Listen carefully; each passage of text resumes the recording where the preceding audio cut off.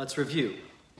Aleph, Bet, Gimel, Dalet, Hey, Vav, Zayin, Chet, Tet, Yud, Kaf, Lamed, Mem, Nun, Samek, Ayin, Pei. Next one is Sadhe, Sadhe.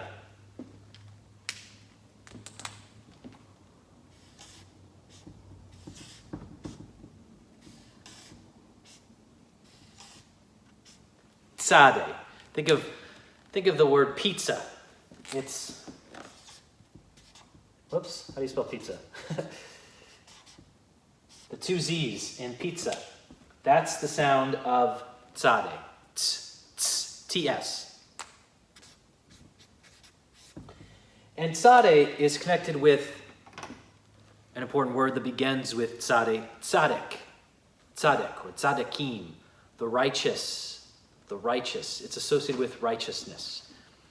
You may remember me talking about the Lamed Vav next. Remember the 36ers? Lamed Vav, 36. The 36 people that pray for humanity and keep humanity from destroying itself or being destroyed by God. Another name for the Lamed Vavniks are the tzaddikim. Tzaddikim, the righteous people. Tzedek is righteousness. So if you go to page 774, you see the beginning of the Tzadeh stanza. It's transliterated in the prayer book as an S. That's not a good translation because it's not Sadeh, it's Tzadeh, like pizza. You are righteous, O Lord, and upright are your judgments. Verse 137. You have issued your decrees with justice, tzedek, and in perfect faithfulness. My indignation has consumed me because my enemies forget your words. Your word has been tested to the uttermost, and your servant holds it dear. I am small and of little account, yet I do not forget your commandments. I am small. Remember that. Your justice is an everlasting justice, and your law is the truth. Trouble and distress have come upon me, yet your commandments are my delight. The righteousness of your decrees is everlasting. Grant me understanding that I may live. In this stanza, the poet is describing how eternal and glorious the commandments of God are, and how the poet and all of us are small in comparison. And that brings us back to the main theme of the whole psalm and the main theme of the whole alphabet, which is what? Humility. Humility. Realizing that God is God and we are not God. We are humans. Let us not confuse our ego with divinity. That is the way of evil, and some say the way of the devil. God's path is a path of humility. Remember what Micah says in Micah 6:8. He has shown you, O humanity, what is good and what the Lord requires of you, to do justice, to love mercy, and to walk humbly with your God. Ironically, in that passage, the word mercy is the word that begins with tzadeh, tzedekah, tzedekah.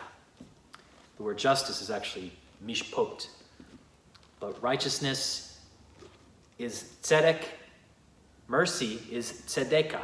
Righteousness and mercy are connected etymologically. And they're all connected with humility. Walk humbly with your God. So this brings us back to the letter. Now, the rabbis see a connection. It's hard for me to see it, but we got to be creative like the rabbis and be willing to have our imaginations stretched. They see a connection between Sadhe and Nun. Remember Nun? Remember Nun, it represents somebody bowing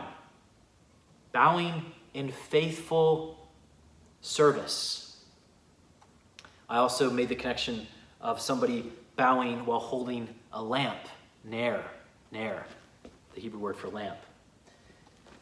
Now the tzadeh, the rabbis see part of the tzadeh as a nun that's bowing even more. It's a more solemn bow, more humble than the servanthood of the nun, almost lying prostrate.